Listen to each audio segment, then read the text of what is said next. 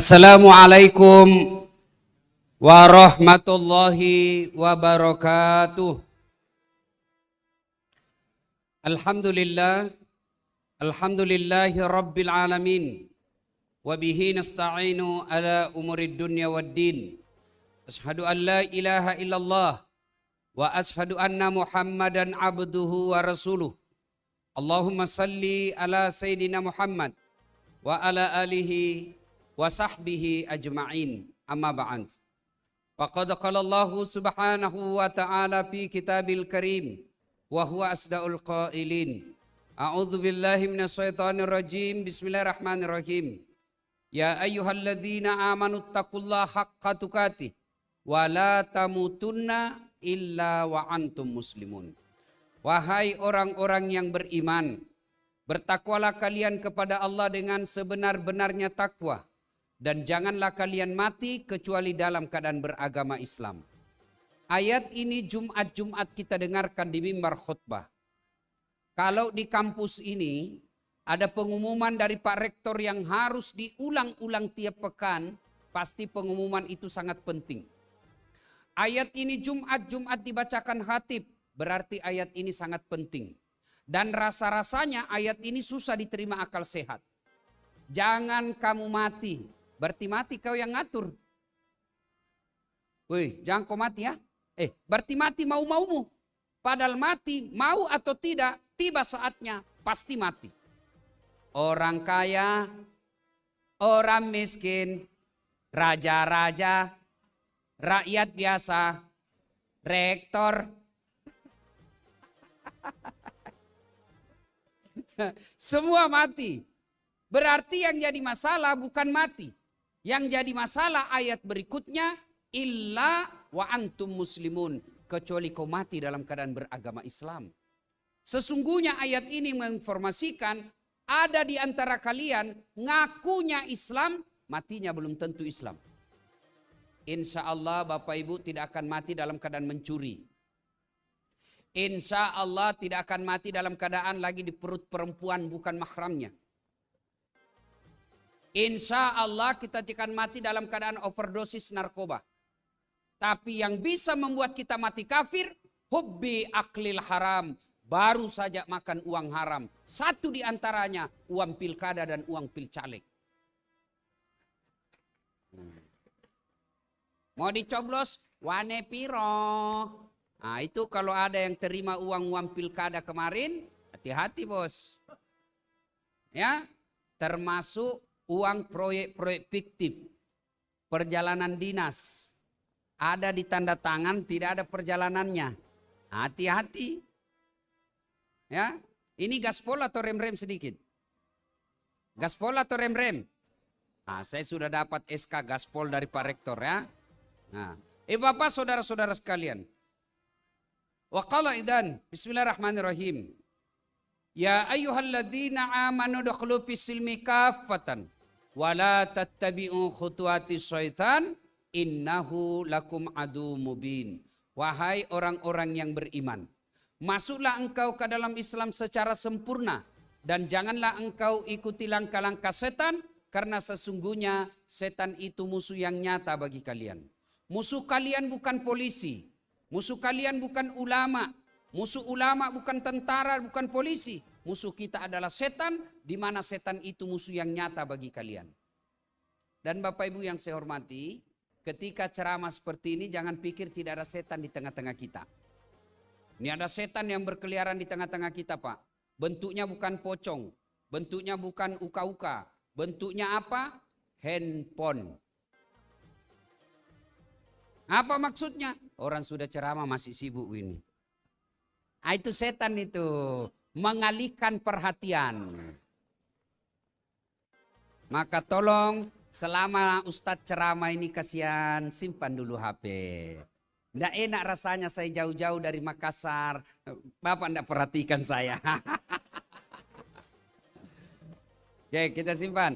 Ibu-ibu yang pegang handphone selama saya ceramah, saya doakan suaminya kawin lagi. Amin. Bu senangnya bapak-bapak. Malah pernah di Makassar Pak Rektor, saya lagi ceramah, ada ibu-ibu membelakang. Dalam hati saya, barusan ada orang saya ceramah di belakangi saya. Ternyata diambil handphonenya, dia belakang, selfie. Baru dia tulis di Facebooknya, latar belakang Dasat Latif. Saya dijadikan background. Saya bilang, kok kira saya bunga? Pot bunga janda bolong. Kita simpan dulu handphonenya selama kita, insya Allah saya akan kasih bekal menuju satu langkah di depan. Insya Allah, kalau diamalkan ini bukan cuma satu langkah tapi beberapa langkah. Insya Allah. Wa qala idzan bismillahirrahmanirrahim. Innallaha wa malaikatahu yusalluna 'alan nabi. Ya ayyuhalladzina amanu sallu 'alaihi wa sallimu taslima. Sesungguhnya Allah dan para malaikatnya bersalawat kepada Rasulullah Muhammad SAW. Maka wahai orang-orang yang beriman, bersalawatlah kalian kepada Rasulullah dengan sebaik-baik salawat. Sadaqallahul adzim, maha benar Allah dengan segala firman-Nya. Ibu bapak dosen, adik-adik mahasiswa, pengurus PSSI, teristimewa, Pak Rektor, beserta istri dan seluruh staf petinggi Universitas Negeri Surabaya, yang terhormat Cak Hasan. Saya senang panggil Cak Hasan, maka Pak Rektor sebaiknya panggil saya Daeng Dasat. Biarlah yang Jawa tetap jadi Jawa, yang Bugis tetap jadi Bugis. Jangan Bugis pura-pura jadi Jawa, Jawa pura-pura jadi Bugis. Tidak enak rasanya, tidak jelas sukunya. Ibu bapak saudara-saudara sekalian yang saya hormati. Ketika Nabi pertama kali hijrah ke Madinah, pertama kali menginjakkan kaki di Madinah, beliau kumpulkan para sahabat, baik yang Ansor, yang sama-sama orang penduduk Madinah asli, maupun yang Muhajir, yang sama hijrah dari Mekah. Beliau kumpulkan dua suku, dua penduduk ini, yang Muhajir dan Ansor, orang hijrah dan penduduk lokal. Lalu Nabi berpidato, saudara-saudara sekalian, mau enggak saya tunjukkan kalian amalan, perbuatan, kalau Anda lakukan, Anda bukan cuma sukses di dunia, tapi insya Allah selamat sampai akhirat. Sivitas Akademi Unesa kalau saya tanya, mau enggak selamat dunia akhirat? Guru besar di dunia, guru besar di akhirat. Security di dunia, rektor di akhirat. Kita tidak berharap rektor di akhirat, cleaning service. Rektor di dunia, cleaning service di akhirat. Tentu kita tidak mau begitu. Kita ingin fid dunya hasanah, wa fil akhirati hasanah. Maka resepnya kata Nabi satu, utlubul ilma, tuntut ilmu pelajaran. Ini tempatnya, universitas. Belajar dari nusulul Quran. Ayat pertama Allah turunkan bukan perintah puasa, bukan perintah haji, bukan perintah sholat, tapi ayat pertama Allah turunkan Iqra, baca. Dengan catatan bismi rabbikal ladzi khalaq. Baca ilmu matematika. Motifnya bismi rabbikal ladzi khalaq. Baca ilmu fisika atas nama Tuhanmu. Baca ilmu komputer atas nama Tuhanmu. Baca ilmu olahraga atas nama Tuhanmu. Karena kalau kalian baca tanpa bismi rabbikal ladzi khalaq, maka ilmumu akan menyesatmu dunia sampai akhirat. Ilmu olahraga tanpa bismillahirrahmanirrahim, tanpa atas nama Tuhanmu, maka dia akan senam. Ibu-ibu di depan, bapak-bapak di belakang. Ibu-ibunya bajunya sempit, roknya sempit. Maka berputarlah dia mulai dari 1, 2, bapak-bapak di belakang 3. Ini olahraga bukan bismi rabbikal ladzi khalaq. Putar ke kiri nona, putarlah ke kanan, apa ini beleng-beleng? Apa itu putar kiri, putar kanan, putar kiri? Itu olahraga bukan bismi rabbikal ladzi khalaq. Apa dilarang olahraga? Tidak, tapi jangan campur-campur. Biarkan perempuan sebelah kanan rektorat, biarkan laki-laki sebelah kiri rektorat, tidak ketemu, bagus. Jangan malah janda di depan, duda di belakang. Silakan baca ilmu kontraktor. Tapi bismi rabbikal ladzi khalaq. Kalau kau jadi ilmu kontraktor tidak atas nama Tuhanmu, maka proyekmu belum diresmikan sudah runtuh. Pernah dengar ceritanya kontraktor di akhirat? Pernah dengar, Prof? Nah, di penghuni sorga dan penghuni neraka itu SMS-an, Prof. Pak Rektor, dia SMS-an. Kata penghuni sorga, Cak, gimana kabarmu di situ? Kata penghuni neraka, Badu, ndak ada enaknya di sini. Di blender aja terus kita. Ndak ada waktu ngasoh. Ribut di setengah mati kita. Kata penghuni sorga, Alhamdulillah kami enak di sini. 1 laki-laki 7 bidadari. Bayangkan 7 bidadari, Pak. Enak. Baru dibayangkan sudah ada di depan kami. Lalu penghuni neraka berkata, bolehkah kami jalan-jalan ke situ? Kata penghuni sorga, silakan. Bagaimana caranya? Gampang. Penghuni neraka kan kreatif, Pak. Banyak pikirannya. Gampang, kata penghuni neraka. Gimana caranya? Kami bikin jembatan dari neraka, kamu juga bikin jembatan dari sorga. Kita ketemu di tengah. Setuju? Setuju. Lelang proyek. Keluar pemenang tender. Waktu pekerjaan 3 hari. Hari pertama, jembatan dari neraka sudah selesai 50%. Hari kedua, tuntas 70%. Hari ketiga, cepat, tepat, efisien. Selesai. Proyek dari neraka belum mulai. Dilihat-lihatlah dari neraka. Kenapa proyek dari sorga belum mulai-mulai? Belum bergerak-gerak proyeknya. Berteriaklah penghuni neraka. Mas bro, kenapa belum kau mulai proyekmu? Kami sudah sampai di tengah sesuai perjanjian. Kok belum kau mulai? Kata penghuni dari sorga. Bagaimana mau dimulai? Kontraktor, pengawas, panitia, pemborong ada semua di situ.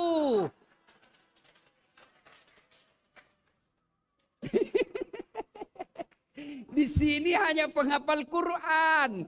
Nggak tahu dia ngurus-ngurus proyek. Inilah proyek yang bukan dipimpin oleh bismi rabbikal ladzi khalaq. Maka ilmu apapun diajarkan di sini, kedepankan bismi rabbikal ladzi khalaq. Adik-adikku mahasiswa yang menyaksikan secara online, belajarlah kalian. Belajar. Ibu bapak, saya pernah merasakan seperti adik-adik sekalian sebagai mahasiswa. Saya pernah merasakan susahnya hidup menjadi mahasiswa. Pak Rektor, saya pernah jadi cleaning service.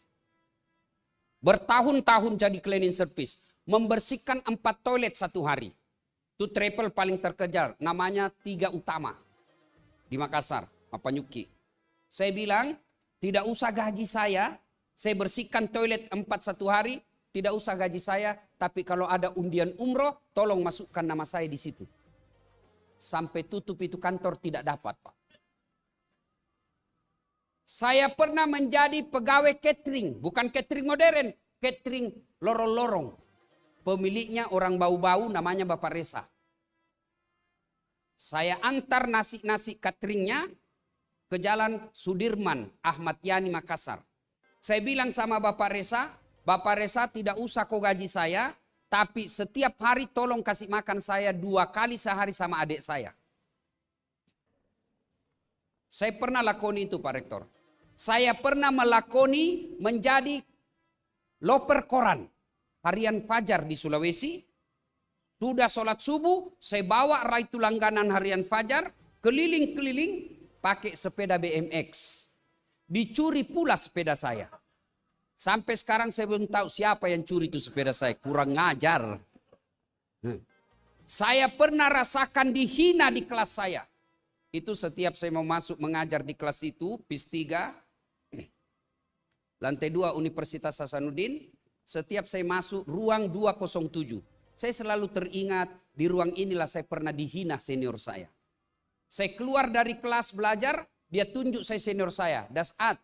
Kau tidak malu-malu itu bajumu semua cakar. Cakar itu rombengan.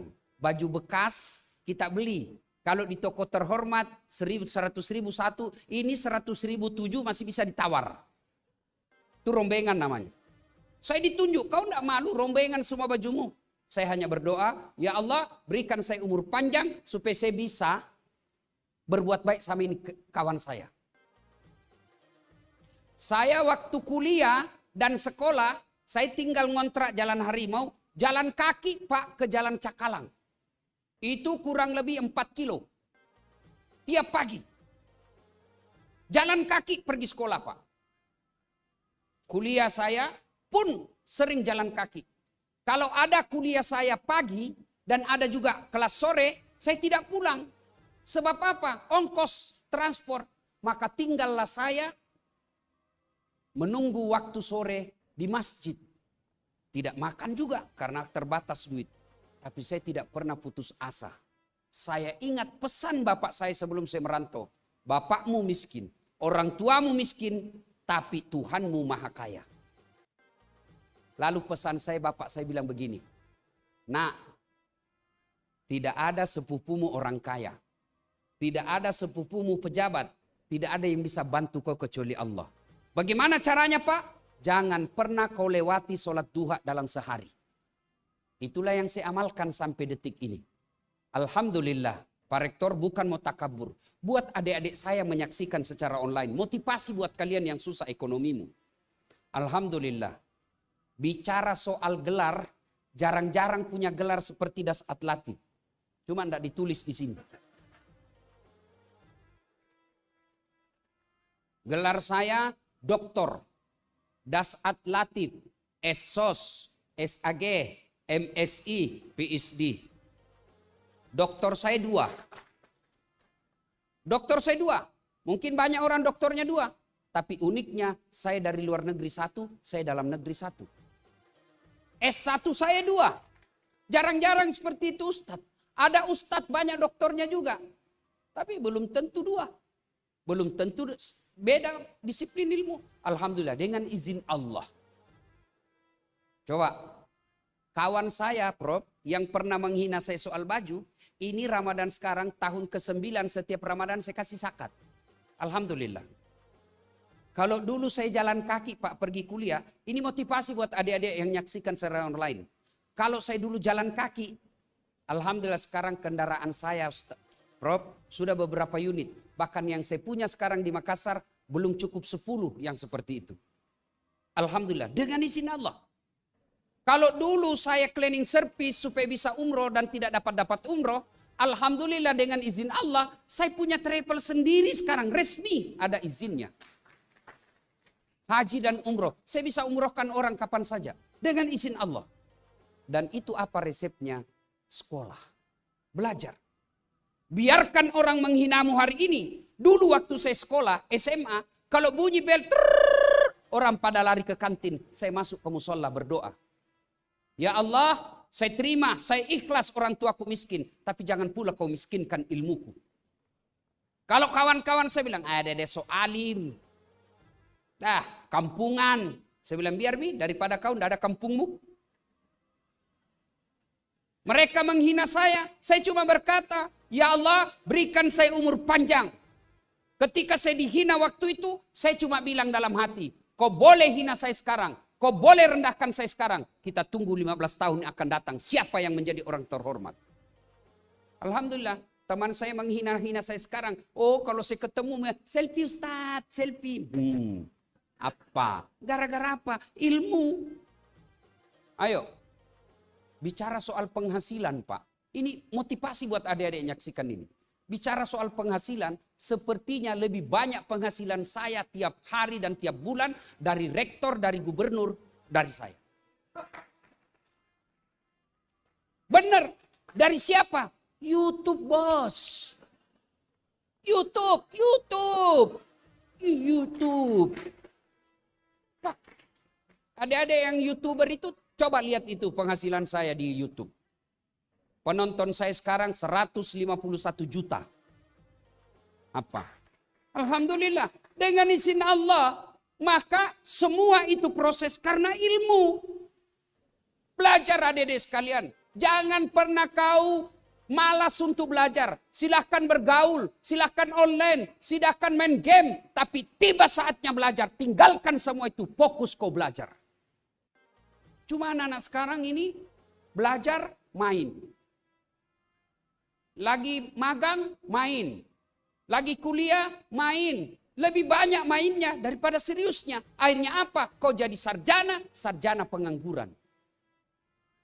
Maka belajar. Tidak mungkin Allah membuat satu ayat dalam Al-Quran. Yarfa'illahu alladhina amanu minkum walladhina utul ilma darajat. Allah mengangkat derajat di antara kalian. Orang yang beriman dan berilmu pengetahuan. Mana buktinya? Coba lihat Das'at Latif. Di mana-mana saya diundang ceramah. Meskipun saya terlambat. Pasti duduk di depan. Ayo Pak Ustadz, sini Pak Ustadz, sini depan Pak Ustadz. Karena ilmu bos. Ada kawan saya juga tinggi ilmunya, dokter juga, tapi acara pengajian di mana dia duduk? Di belakang Pak. Kenapa? Takut disuruh ngaji. Maka bismi rabbikal ladzi khalaq, atas nama Tuhan. Dan dari situ juga Allah angkat derajat saya. Coba lihat meja. Itu kalau Ustadz mejanya pasti lain. Kuenya pun beda Pak. Coba lihat itu. Agak sepi sedikit. Itu baru di dunia. Apalagi di akhirat. Maka belajar. Belajar dan belajar. Yang kedua.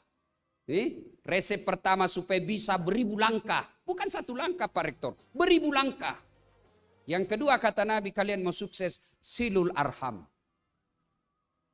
Jalin persaudaraan. Bahasa modernnya, buat koneksi. Maka di zaman modern seperti ini, di zaman globalisasi seperti ini, bodoh kita kalau banyak musuh. Cari teman. Biarkan orang memusuhi kita, yang penting kita tidak musuhi mereka. Orang yang suka memutuskan persaudaraan, miskin itu orang Pak. Maka cari 1000 alasan untuk menyambungkan persaudaraan. Apa biasa membuat orang putus persaudaraan? Satu, kesombongan. Sebelum jadi rektor baik betul. Waktu mau dipilih datang semua kan. Ya dek, kalau bukan kau ndak matilah saya ini dek. Malu saya ini. Oh itu sebelum jadi rektor. Sudah jadi rektor balas SMS saja malas. Bukan, ini bukan Cak Hasan. Bukan. Ini rektor Universitas entah berantah. Bukan Pak. Kan banyak yang begitu. Sombong. Allah tidak senang orang sombongan. Ya. Apa yang membuat biasa orang datang sombong? Harta, ilmu, jabatan, bertambahnya ibadah. Itu kata Nabi, penyebab sombong. Tapi ingat, kata Allah dalam hadits qudsi, ada 3 teman setan di dunia. 3 temannya setan di dunia. Satu di antara 3 itu, ghaniyun mutakabbir. Orang kaya yang sombong. Kaya ilmu sombong, ilmuwan temannya setan. Kaya pangkat pejabat, sombong temannya setan. Kaya harta, hartawan, sombong temannya setan. Kaya ibadah, sombong temannya setan. Tapi orang masih maklum. Pantaslah dia sombong, rektor. Pantaslah dia sombong, profesor doktor. Pantaslah dia sombong, dia kaya. Pantas dia sombong, dia terkenal. Tapi temannya setan. Tapi orang masih maklumi. Ya pantaslah. Tapi kalau sudah miskin, pengangguran, tidak terkenal, jelek juga mukanya, bau mulutnya, sombong lagi. Kau bukan temannya setan, tapi kau sudah jadi setan bos. Ayo, biasa yang memutuskan persaudaraan sombong. Yang kedua, sakwa sangka. Sangka buruk. Ini terutama nih ibu-ibu nih. Yang suka sangka buruk sama suaminya. Kan biasa begitu. Ditelepon tidak dijawab. Mulailah dia gelisah. Pasti ada sekretarisnya lagi di sampingnya. Sangka buruk. Dan orang sangka buruk, demi Allah, orang yang selalu sangka buruk tidak akan dapat ketenangan jiwa. Sangka baik, cari 1000 macam alasan untuk bersangka baik. Telepon suami tidak dijawab pagi-pagi. Oh, lagi sholat duha. Telepon lagi jam 10 belum dijawab. Oh, lagi rapat darurat. Telepon jam 12 belum dijawab. Oh, sholat duhur berjamaah. Asar lagi ditelepon. Oh, ketiduran. Tidak dijawab-jawab. Berarti dilupa HP-nya ini. Tiba-tiba masuk WhatsApp teman. Saya lihat suamimu bonceng cewek cantik betul. Oh, berarti suamiku lagi nge-grab. Nah, tenang perasaan. Jangan sangka buruk. Ini bersangka buruk terus. Tidak ada orang bahagia. Jangankan sebuah universitas. Kalau sivitas akademiknya banyak makhluk-makhluk yang selalu bersangka-sangka, tidak bakal maju itu kampus. Jangankan sebuah universitas, rumah tangga saja tidak bisa bahagia kalau bersangka buruk. Contoh, ada kisah ini. Sudah 5 tahun berkeluarga tidak punya anak. Tahun ke-6 belum punya anak. Tahun ke-7 dia pergi periksa ke dokter. Kata dokter, Bu, alhamdulillah ibu sudah terlambat 2 bulan. Senanglah istrinya. Dia telepon suaminya, Pak, alhamdulillah saya sudah terlambat 2 bulan. Alhamdulillah, kata suaminya, tapi Bu ini rahasia ya. Jangan cerita, nanti tidak jadi, malu lagi kita ibu. Baik, rahasia berdua. Selang beberapa hari datang petugas PLN. Assalamualaikum. Kata istrinya, waalaikumsalam. Siapa ya Pak? Dari PLN. Kenapa Pak? Ibu terlambat 2 bulan. Kenapa dia bisa tahu ini saya terlambat 2 bulan? Langsung dia sakwa-sangka sama suaminya. Pasti lagi ini si berewet lagi ini. Pasti ini lagi si hitam ini yang cerita ini. Jangan merasa. Pasti ini si putih lagi ini yang cerita ini. Ya. Datanglah suaminya mengajar di kantor capek berhadapan mahasiswa yang demo. Di jalan macet. Baru buka pintu. Assalamualaikum. Langsung apa kau? Assalamualaikum. Assalamualaikum. Memang kau pembohong. Apalagi sayang. Apa sayang. Kenapa lagi kau kendalikan? Kul. Apa kul? Kul huwallah. Pokoknya tidak ada lagi baiknya di suaminya. Kenapa? Kamu memang pembohong. Apa? Kenapa itu PLN? Saya tahu saya terlambat 2 bulan. Pasti dari kamu toh? Tidak, demi Allah. Bukan saya. Pasti kamu. Nah, cuma berdua kita. Marah pula suaminya Pak. Dia datang ke kantor PLN. Assalamualaikum. Waalaikumsalam. Ada apa kau tahu istriku terlambat 2 bulan? Dia bilang, ini Pak ada catatannya. Hapus itu catatanmu. Kenapa kau catat-catat? Hapus itu. Boleh dihapus tapi Bapak bayar dulu. Kalau saya tidak mau bayar, ya terpaksa punyanya Bapak diputus. Kalau punya aku diputus, apa dia pakai istri saya di rumah? Ya terpaksa pakai lilin. Inilah bahayanya sangka buruk. Maka berhentilah sangka buruk. Kalau Pak Rektor di WhatsApp tidak dijawab, sangka baik. Oh berarti Pak Rektor mungkin lagi sibuk. Tidak ada untungnya orang yang selalu bersangka buruk Pak. Tidak akan tenang perasaan. Ketiga, penyebab putusnya persaudaraan. Apa itu? Serakah. Semua proyek mau dibagi. Bagi-bagilah itu proyek. Kasih pembantu rektor sebagian.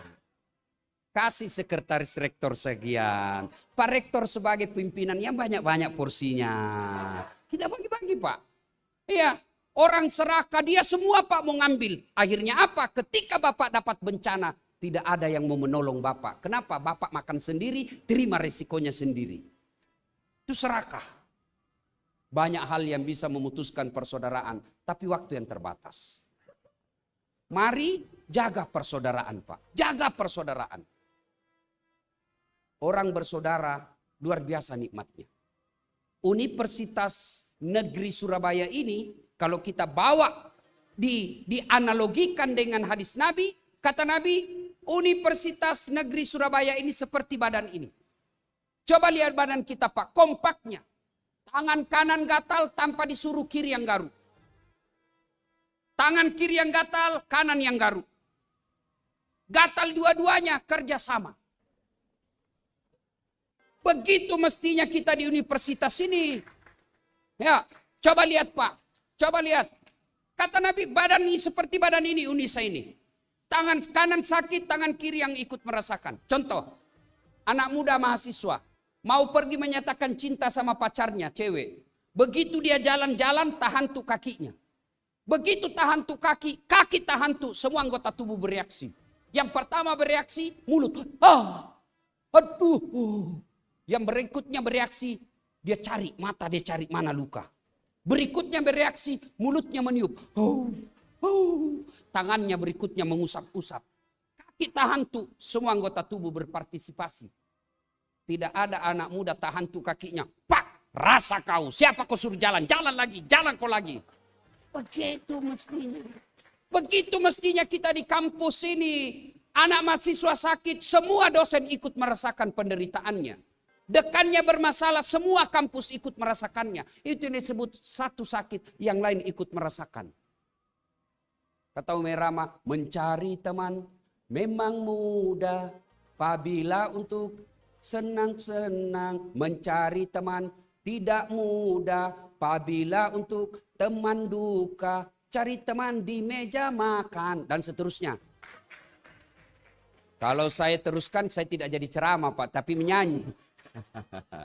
Ayo, itulah sebabnya Al-Quran mendengaskan wa'tasimu bihablillahi jami'an wa la tafarraqu. Berpegang teguhlah engkau kepada tali persaudaraan agama Allah dan janganlah engkau bercerai-berai. Integrity is very important thing in development process. Persatuan dan kesatuan bangsa adalah proses yang sangat dibutuhkan dalam sebuah proses pembangunan. Kemudian diterjemahkan menjadi sila ketiga persatuan Indonesia. Contoh, hebatnya namanya persatuan dan persaudaraan. Dan bahayanya berpecah belah. Terjadi unjuk rasa di negeri jasmania. Kata mulut, setengah mati aku mengunyah. Kenapa perut yang kenyang? Dan ini perut kenyang sendiri. Bagaimana ini? Ada ketidakadilan. Akhirnya rapat darurat. Rapat darurat memutuskan mulai besok mogok makan. Setengah mati kita mengunyah, perut yang kenyang. Setengah mati saya menyuap kata tangan, kenapa perut kenyang? Setengah mati aku melangkah, kenapa perut kenyang? Setengah mati aku mencari mana sambal, mana asin, kenapa perut kenyang? Ini ada ketidakadilan. Mogok makan. Hari pertama masih bertahan. Hari kedua mulai gelisah. Hari ketiga makin sengsara. Hari keempat tidak bisa lagi bangun. Mogok darurat. Rapat darurat lagi dimulai. Kata tangan, saudara-saudara sekalian. Betul saya menyuap kau mulut. Betul kata mulut, betul saya mengunyah. Kata kaki, betul saya melangkah. Kata mata, betul saya mencari. Betul perut kenyang sendiri. Tapi dia tidak kenyang sendiri. Dia hanya kenyang sesaat. Lalu dia distribusikan ke seluruh tubuh. Sehingga kita bisa bekerja. Mulai hari ini mogok makan berhenti merugikan diri sendiri. Nah ini kalau diterjemahkan ke kampus, jangan sedikit-sedikit mogok, sedikit-sedikit demo. Kalau selalu demo, yang rugi bukan saya di Makassar, tapi yang rugi adalah Universitas Negeri Surabaya sendiri. Nah ini, wa'tasimu bihablillahi jami'an wa la tafarraqu. Yang ketiga, kalian mau sukses. Apa lagi? Kata Nabi, ahsin kalamaka. Haluskan tutur katamu. Adab. Puncak dari semua ilmu, adab. Puncak dari semua pengetahuan, etika. Adik-adik mahasiswa sekarang, kadangkala kurang etikanya sama dosennya. Akhirnya apa? Ilmunya cerdas tapi tidak berkah. Mana contohnya? Zaman Ustadz saya kuliah, mau ketemu dosen, itu kita harus punya etika. Kita datang ke rumahnya, kita tahu bahwa susah didapat ketika siang, maka kita datang sudah sholat subuh, sudah menunggu di depan pagar, duduk sambil menunggu dan kita ikhlas.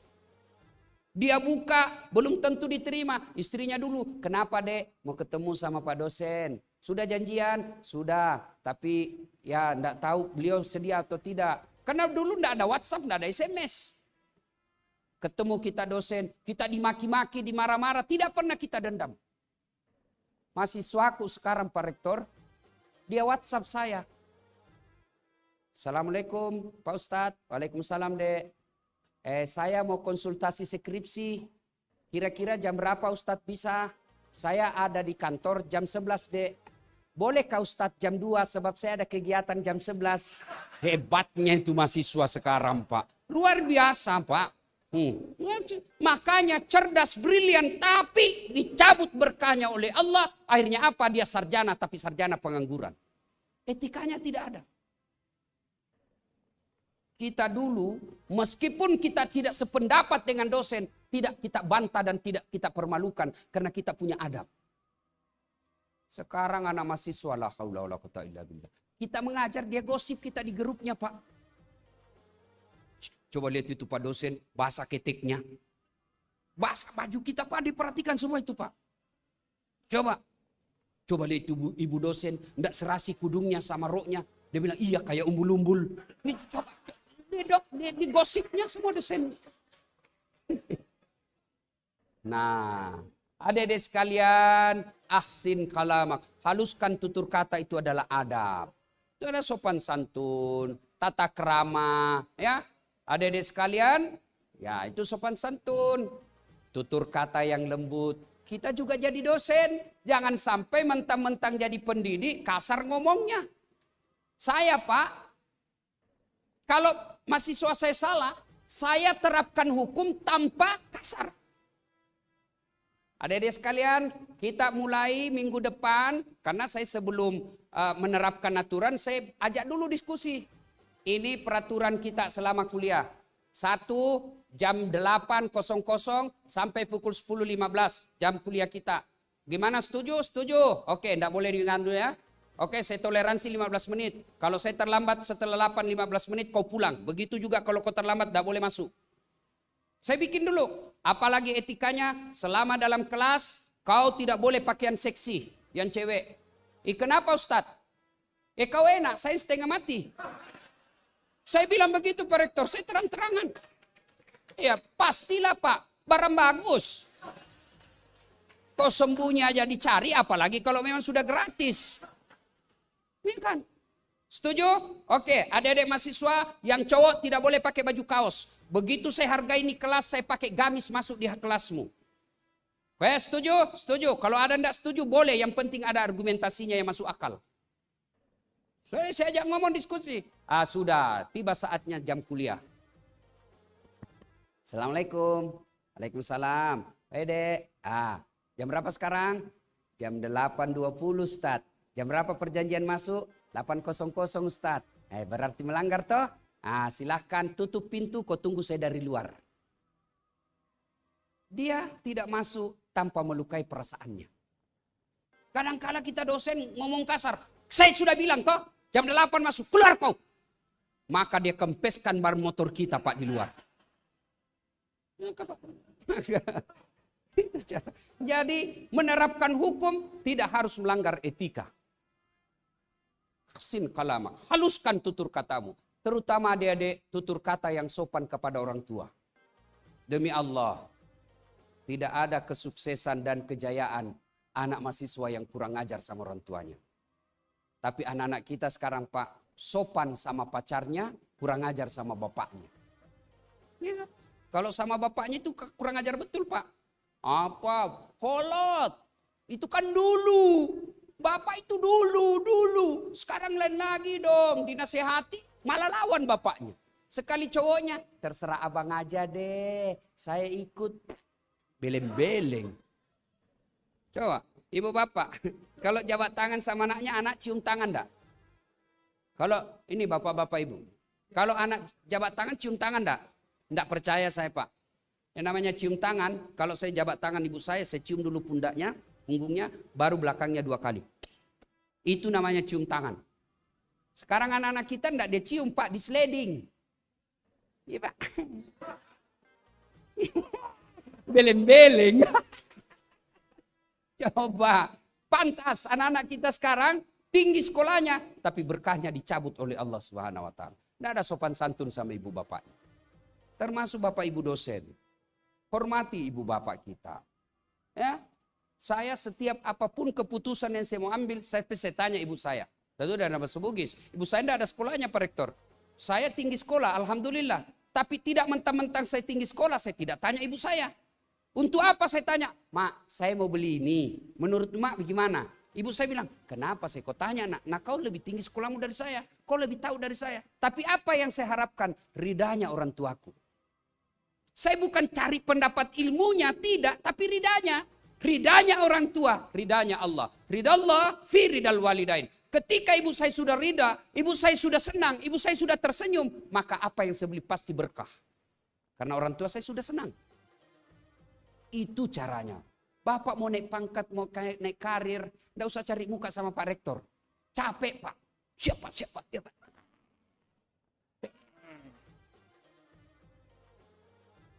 Cari muka sama Pak Rektor, biar Rektor senang. Kalau istrinya Pak Rektor tidak senang, jalan SK. Ibu Rektor juga menentukan. Maka lebih baik ibu minta, bapak minta ridha Allah. Bagaimana cara mendapat ridha Allah? Itu ridhanya orang tua. Minta ridha. Dan ibu-ibu juga, dengar ini Bu. Jangan membuat suami berdosa gara-gara ibu. Berdosa sama ibu bapaknya karena ibu. Kan kadang-kadang ibu itu ngomong tidak masuk akal. Pilih kamu. Mamamu terus. Mamamu aja kau pikir. Pilih mamamu atau saya istrimu. Mana bisa dipilih. Satu istri, satu melahirkan kita. Dengar ini ibu-ibu nih. Dengar ini para istri. Saya tanya ibu. Pernah rasakan susahnya hamil? Pernah? Enak enggak? Enak enggak hamil Bu? 9 bulan susah. Waduh. Duduk aja pakai standar samping. Jatuh sudah. Coba. Pernah rasakan melahirkan? Pernah? Enak enggak melahirkan ibu? Mana? Enggak mentang-mentang istri profesor melahirkan keluar nak? Enggak. Tetap aja. Enggak. Yang ketiga, pernah enggak merasakan susahnya menyusui? Pernah ibu? Pernah merasakan susahnya menyusui? Apalagi kalau tumbuh giginya.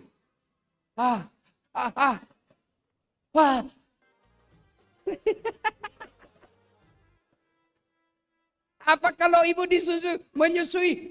Kok gigit saya kurang ajar? Enggak dibujuk. Lepas nak. Siang anaknya, malam bapaknya. Coba.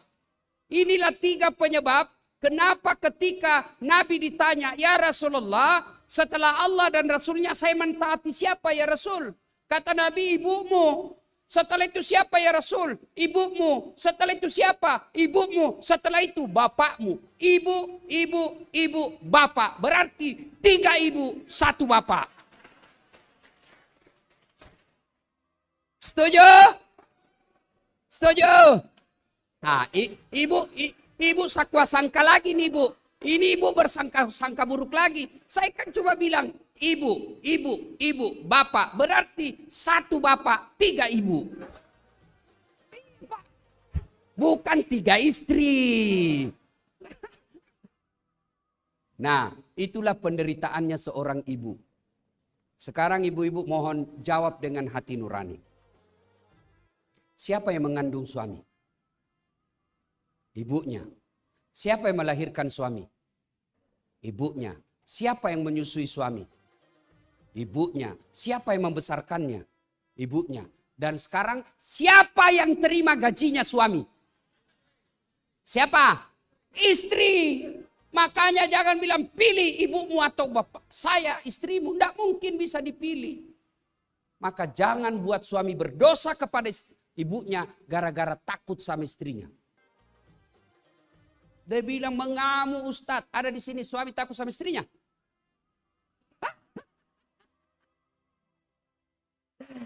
Berhenti jadi guru besar kalau takut sama istri.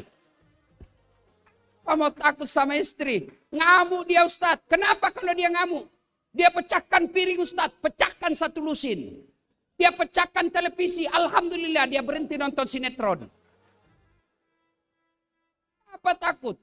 kalau dia pecahkan piring, pecahkan satu lusin. Dia pecahkan gelas, pecahkan semua. Kenapa? Gelas, piring, televisi boleh dibeli. Harga diri sebagai suami tidak boleh diinjak-injak istri. Takbir! Takbir! Ah, itulah yang takut sama istrinya itu yang takut. Maka Bapak Ibu sekalian, jangan gara-gara istri Bapak berdosa sama orang tua. Demi Allah, kita jadi seperti yang sekarang ini. Bisa jadi pejabat rektor, bisa menjadi guru besar, bisa menjadi doktor, bisa menjadi ilmu yang kita peroleh ini. Itu jasa dari orang tua kita. Jadi jangan pernah menyakiti hati orang tua gara-gara kita takut sama istri. Yang keempat, kata Nabi, jika kalian mau sukses, as-sadaqatu, bersedekahlah. Sedekah. Sedekah jangan bayangkan duit saja.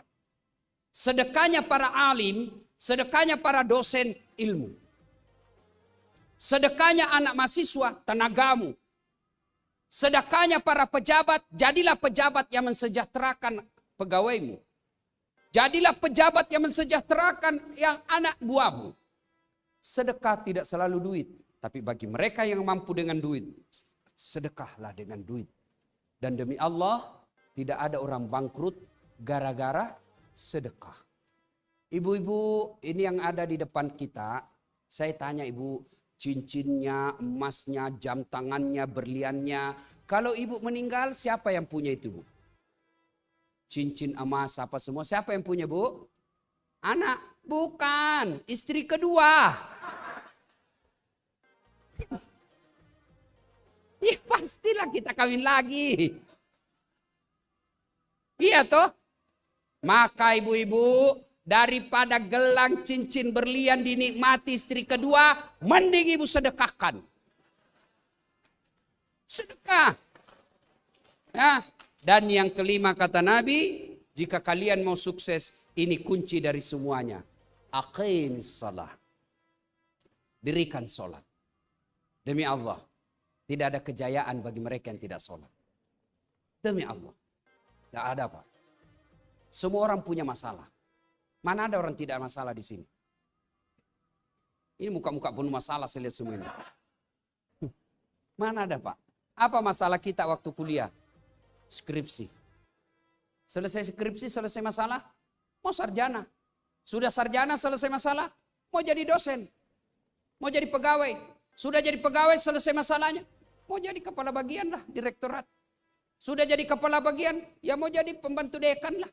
Mau jadi dekan, sudah jadi dekan, mau jadi pembantu rektor. Sudah jadi rektor, mau 2 periode. Ya kan? Mana ada orang tidak ada masalahnya. Sudah jadi sekda, mau jadi bupati.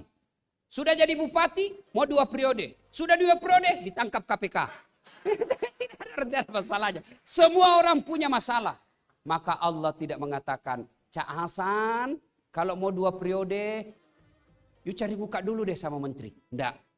Dasat, kalau kau mau sukses, kau cari muka dulu deh sama gubernur. Tidak. Kalau kau mau sukses, kau jadi profesor dulu. Tidak. Allah cuma minta 2. Ista'inu bis-sabri was-salah. Sabar, perbaiki solatmu. Saya yang selesaikan semua masalah. Saya mengalami ini semua, Pak. Yang namanya beban hidup, semua pernah aku lewati. Tapi saya sabar, perbaiki solat. Rumus solat tidak mungkin Bapak dapat kejayaan kalau Bapak jauh dari solat. Saya solat, Ustadz. Betul Bapak solat, tapi tidak ikhlas. Hayya 'alas shalah. Asar lagi. Barusan kita solat duhur, Bapak tidak ikhlas. Saya sholat Ustadz. Betul Bapak sholat tapi tidak ikhlas. Mana buktinya? Itu juga celananya dipakai ngajar, dipakai tidur, dipakai main futsal, dipakai masuk toilet, dipakai lagi sholat. Apa salah? Tidak. Tapi itu bukti Bapak tidak ikhlas menghadap kepada Allah. Saya sholat Ustadz. Betul Bapak sholat tapi main-main. Allahu Akbar. Karena bodoh. Malik yaumin. Bapak ketawa karena membayangkan diri sendiri. Sholat Allahu Akbar. Mana ada yang ngajarkan kita sholat gitu? Ayo jujur nih. Gimana sholat kita mau baik? Ayo, ada berapa rukun sholat Pak? Ayo di meja sana dulu Pak. Berapa rukun sholat? Ayo berapa Pak? Berapa? Tuh. Oh, ibu-ibu di sini berapa rukun sholat? Berapa?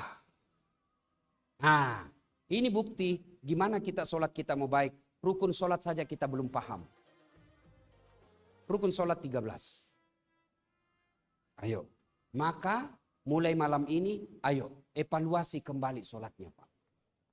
Kecil buat Allah jadikan Bapak Rektor, kecil.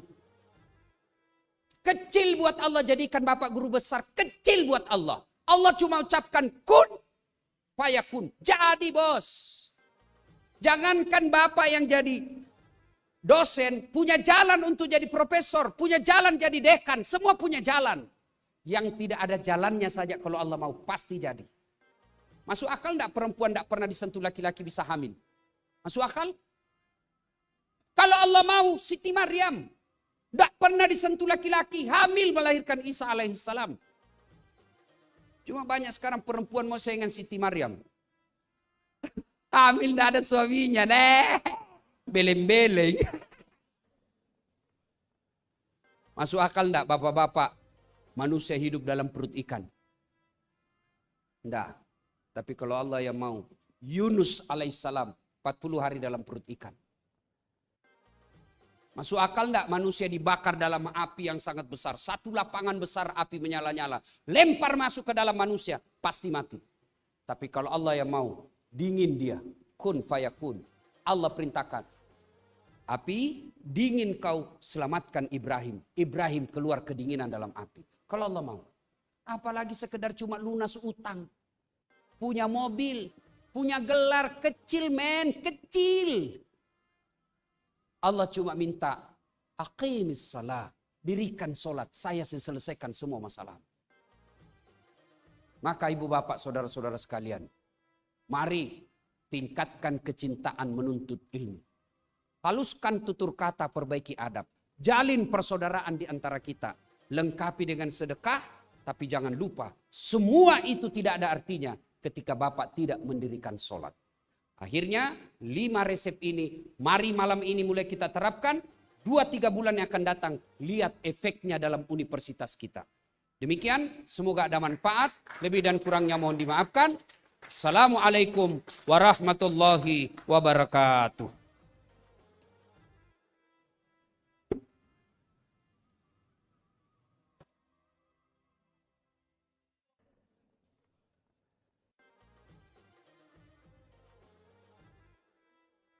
Kepada Ustadz Dasat Latif, silakan untuk memimpin doa terlebih dahulu kepada kita semua.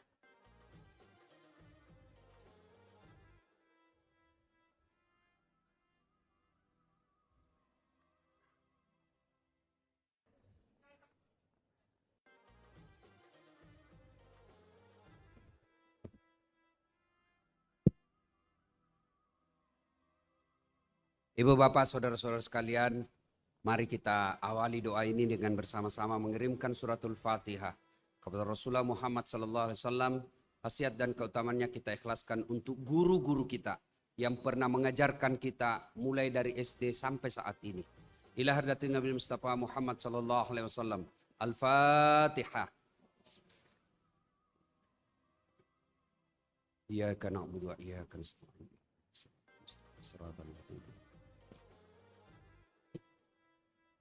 Amin. A'udzu billahi minasyaitonir rajim. Bismillahirrahmanirrahim. Allahumma shalli ala sayidina Muhammad wa ala ali sayidina Muhammad. Allahumma ghfir lil mu'minina wal mu'minat wal muslimina wal muslimat al akhya'i minhum wal amwat innaka sami'un qaribun mujibud da'wat wa qadiyal hajat. Allahumma inna nas'aluka salamatan fid din, salamatan fid dunya wal akhirah, wa afiyatan fil jasadi, wa siyadatan fil ilmi, wa barakatan fil rizqi, wa taubatan qablal maut, wa rahmatan indal maut, wa maghfiratan ba'dal maut. Allahumma hawwin alaina fi sakaratil maut wa najata minan nar wal afwa indal hisab. Allahumma inna nas'aluka ridhaka wal jannah wa na'udzubika min sakhatika wan nar wa na'udzubika min sakhatika wan nar wa na'udzubika min sakhatika wan nar. Ya Allah, Zat yang membalas segala kebaikan hambanya, balaslah segala kebaikan orang-orang yang telah mewakafkan waktu, harta dan ilmunya untuk acara ini. Angkat harkat dan martabatnya, wujudkan cita-citanya, bahagiakan keluarganya, dan jadikan kelak menghadap kepadamu, hadapkan dalam iman dan Islam. Ya Allah, ya Rabbi, ya Karim, Zat yang beri hidayah dan petunjuk, berikan hidayah dan petunjuk orang-orang yang bekerja dan memberi nafkah di tempat ini ya Allah. Rahmati kampus ini ya Allah, berkahi kampus ini ya Allah, jauhkan dari praktek kemaksiatan dan jadikanlah segala aktivitasnya mendekatkan diri kepadamu ya Allah. Ya Allah, ya Rabbi, ya Karim, di kampus ini kami mencari nafkah. Di kampus ini kami mengadu karir ya Allah. Perbaiki pekerjaan kami ya Allah. Rahmati penghasilan kami ya Allah. Berkahi segala penghasilan kami ya Allah. Lalu jadikan kami hamba yang pandai.